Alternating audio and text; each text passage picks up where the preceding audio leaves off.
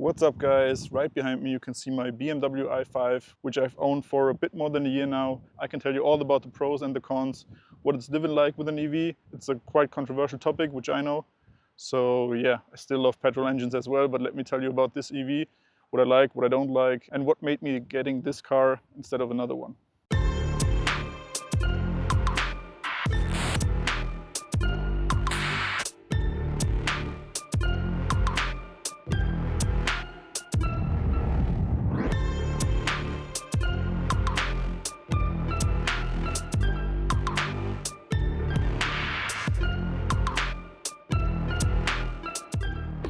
So let's check out the car. This one is equipped with an M Pro package, which makes all the chrome parts black. And yeah, I also chose the black color with the red brake calipers. You also have the iconic glow grille. As you can see when I unlock the car, this part right here lights up around the grille. And yeah, it also adds a little spoiler on the back, but only a decent one, so nothing too special. I wanted to clean the car before showing it to you, but yeah, today's Sunday, and in Germany we can't clean cars on Sunday. So yeah, let's hop in. The interior is almost a white interior. I got this cracked wooden theme here with some bronze accents, as you can see on the gear selector right here, and also on the M Design steering wheel. I really like the ambient lighting, which you can see back there. It also has some special functions, which I can show you in a minute. So yeah, let's hop in, go for a ride. Let me tell you a little something about this car. So let's first go through the interior. As I just showed you, we got this ambient lighting where you can change the color, of course. And also when you turn on the hazards, the whole thing lights up. And I also think when there's a phone call, it lights up green or something. And yeah, then this cracked wood design. I'm not sure if it's actual wood, but it looks pretty cool in my opinion. And another special thing is those are touch. I know some people don't like it touch, but those are really easy to reach. So yeah, no problem for me. And to change the position of the vent, you use this part down below. So it's quite hidden, and there you can move where the air is going to. The steering wheel is the M steering wheel. With all the controls, you can set up the dashboard as you wish. Cruise control right here, different modes, picking up the phone, speech assistant, and yeah, volume control and everything. Back here you have the boost pedal. As soon as you pull the pedal, it gives you 10 seconds of extra power, which I'm gonna show you soon. Frameless mirror, the Harman Kardon sound system, which sounds beautiful. And yeah, as I said, I got the white interior, crema or white, and I think the interior looks stunning. I didn't like the outside when the car came out and I saw it in pictures, but seeing it in person with a decent spec like this one, I think it's a pretty good looking car. It also has wireless Apple CarPlay, as you can tell, wireless charging down here, some storage in between here where I keep my stuff. And to open up the glove box, there's a button right here.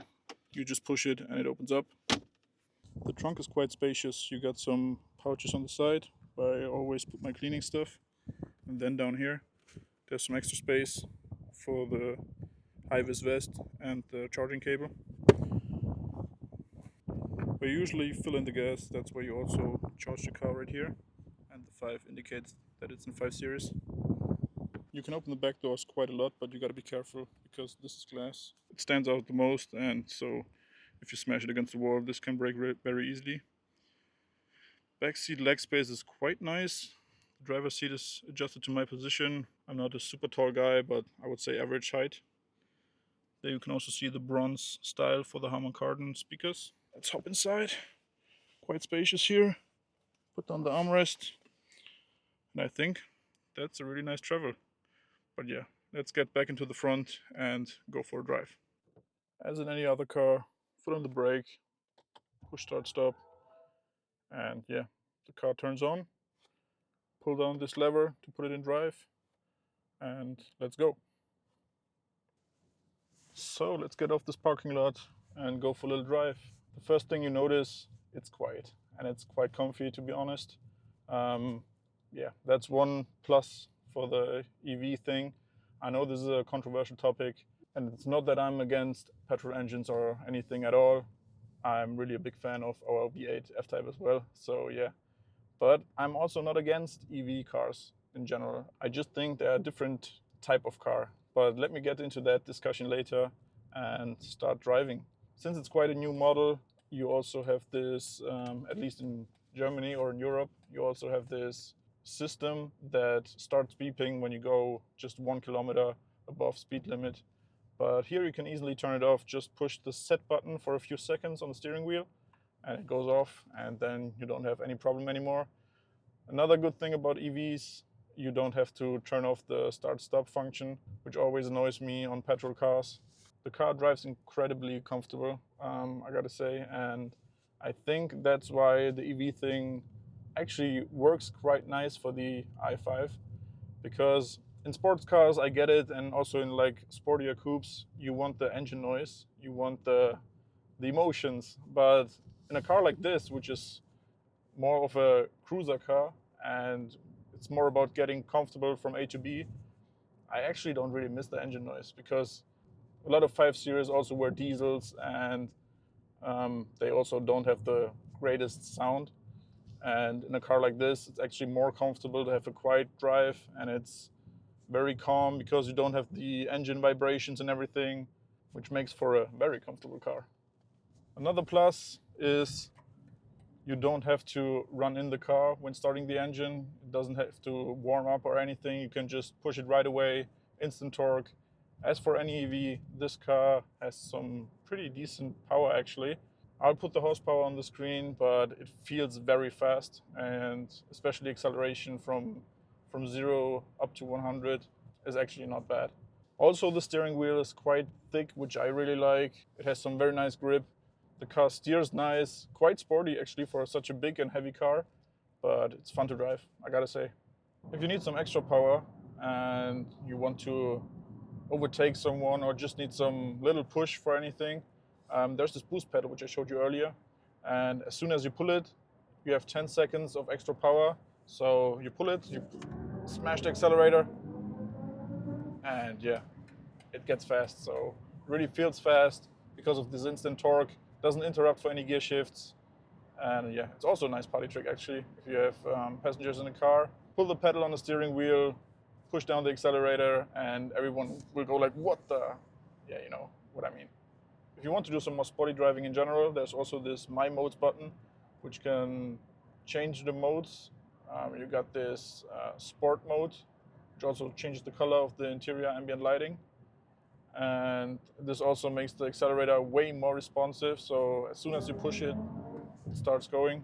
I'm not sure if it does anything to the steering or the dampers, but yeah, the accelerator goes way more instantly. I'm not sure if it has more power as well, but it feels faster and it's a lot of fun to drive. And you got this M-style lighting, the ambient light. You also have another drive mode, which is quite crazy actually. It's called the expressive mode, and it gives you a different kind of sound when pushing the accelerator. The sound is more like an opera sound, and it's made by Hans Zimmer, who's also made the Star Wars music, I guess. So as soon as you push the pedal, I'm not sure if you can hear it well, but it sounds really weird, but also a little fun, so yeah. But I'm usually not using this mode. I'm using the personal mode, which is more like a standard mode. And here you have more like a normal accelerating sound. Let me show you. Sounds a little bit like a spaceship as well, but yeah, I think you really get used to it and you still have some sound when pushing the accelerator, which makes it feel a bit more like a normal car. Another mode is the silent mode, which turns off everything, so you hit the pedal, you don't hear a thing, and this actually is a little creepy and it feels a little weird. So let me go back to my personal mode and let's just keep driving. Beautiful sunset actually. So what a nice day to do a little car review. Another cool feature of the car is the adaptive recuperation, which means the car knows, for example, if you're gonna take a turn because you turned on the turning signal, and it knows about GPS data and some radar systems in the front, that you're about to turn, or that you're about to stop, or that you're about to approach another car, and then it already starts braking a little for you, and sometimes even a little harder. But for example, if I get behind this car, I'm on an accelerator right now, as you can also see. I'll go off the accelerator, it starts rolling, and as soon as I approach another car, it starts braking down, so I won't get too close, and also get back some energy into the battery. So that's quite a nice system. You can also turn it off because some people don't really like it. You really got to get used to it at first, but I actually like it, honestly. You get used to it very fast. And then it's just a little more comfortable to just use one pedal. I mean, if you want to go to a complete stop, you still have to use the brake pedal. But you can also switch to another mode on the gear selector. If you pull down twice, it goes into the B mode. Not sure what the B stands for, maybe braking. But then as soon as you lift off the accelerator, the car starts braking, and then you can actually just drive with one pedal. Sometimes if you have to brake a little harder, then you still have to use the brake pedal as well. But when driving through the city, it also works with just one pedal all the way. Let's find a de-restricted part of the Autobahn, and let's see how fast this car goes. So that's the sign. No speed limit. Let's push it. But I'm not sure I can go all the way because there's some traffic over there. But as you can tell, the car accelerates quite fast. Even on higher speed, it still pushes a lot. I think the maximum speed is at around 195 kilometers.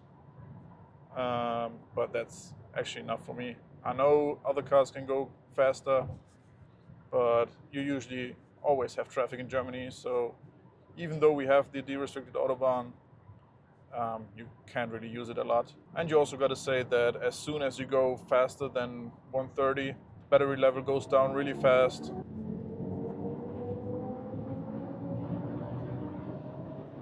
So let's see, we are on 190, 195, 196, and that's it. And as I said, I got to brake anyways because of the traffic. So yeah, in theory, this car can go 195, but you got to find some place to do that without traffic so you don't risk anything. So without further ado, let's find some more silent place and talk about why I got this car and what I think about EVs in general and what it's like living with this car. Another cool feature about this car is when you go for a drive, and I mean, it's an open space right here, but let's say you are in a tiny street and you need to back up because there's a dead end. You can just go into reverse and hit this button, and it actually saved the last 50 meters you drove, and you can just go back, and the steering wheel does the exact opposite movement of the ones you did when driving in. So it gets you out of this dead end easily, which actually helped me on quite a few occasions already. And if you want to stop, just put it back into drive, and then there you go again. Let's share some thoughts. What do I think about EVs? I mean, I don't like how they are being pushed into the market and how the government tries to force people to drive an EV. I don't think that's a good thing to do, and an EV is definitely not for everyone, but it's good to have them as an option, and that's how I usually tell people what I think about EVs. It's not for everyone, definitely not, but it's like some people like convertibles, others need an SUV for any reason or just like it better, and it's the same thing with EVs. Not everyone can drive an EV because it doesn't fit for everyone. For me personally, I always just do short drives, some longer drives, but that's very rare. This car has a range of 400 kilometers. I can charge the car at my office every day.